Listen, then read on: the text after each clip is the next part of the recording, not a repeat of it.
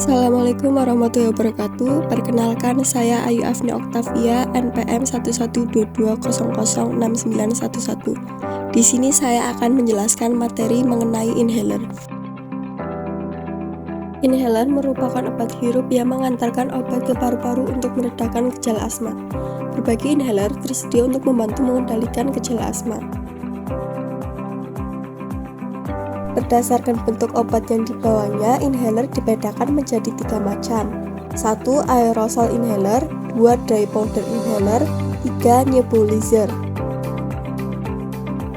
Yang pertama, aerosol inhaler. Zat aktifnya dalam bentuk aerosol yang tersuspensi dalam propelan, yaitu suatu gas inert bertekanan yang berfungsi sebagai pendorong pada saat alat ditekan.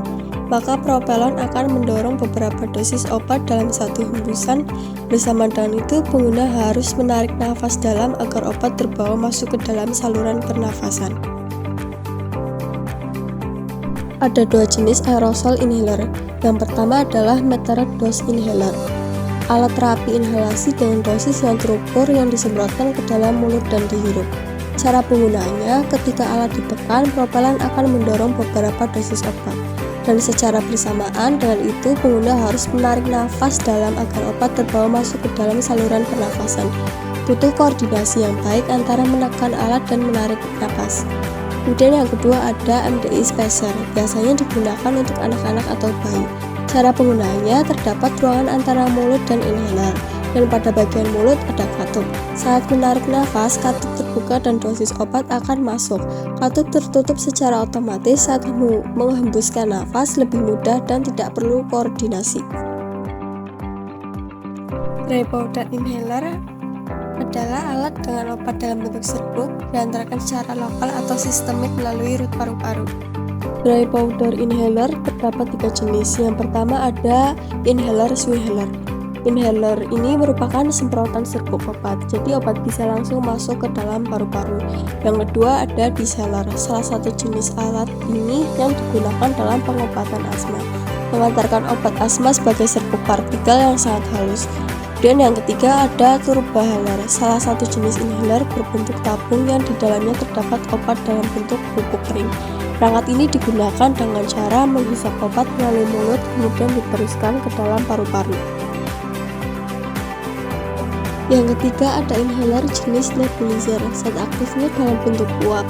Pada penggunaannya perlu menggunakan masker atau mouthpiece untuk menghirup uap obat. Cara pemakai nebulizer, yang pertama, disiapkan alat periksa apakah cairan penghantar masih di atas batas minimum. Yang kedua, masukkan cairan NaCl secukupnya, kurang lebih 10 cc ke dalam cup obat. Kemudian obat dengan dosis sesuai petunjuk dokter. Atur waktu pemakaian 10 sampai dengan 15 menit. Kemudian atur kekuatan penguapan disesuaikan dengan kemampuan pasien untuk menghirup uap nebulizer. Nyalakan uap nebulizer dengan menekan saklar on. Pastikan bahwa uap keluar pada masker dan pasangkan masker ke wajah pasien. Anjurkan pasien untuk menarik nafas dalam dan panjang sambil menghirup tiap nebulizer. Lebih efektif dihirup melalui mulut. Bila waktu pemakaian selesai, alarm akan berbunyi, lalu lepaskan masker dari wajah pasien. Demikian presentasi yang telah saya paparkan mengenai materi inhaler. Apabila ada salah kata yang saya sampaikan di sepanjang presentasi, saya ucapkan mohon maaf. Sekian dan terima kasih. Wassalamualaikum warahmatullahi wabarakatuh.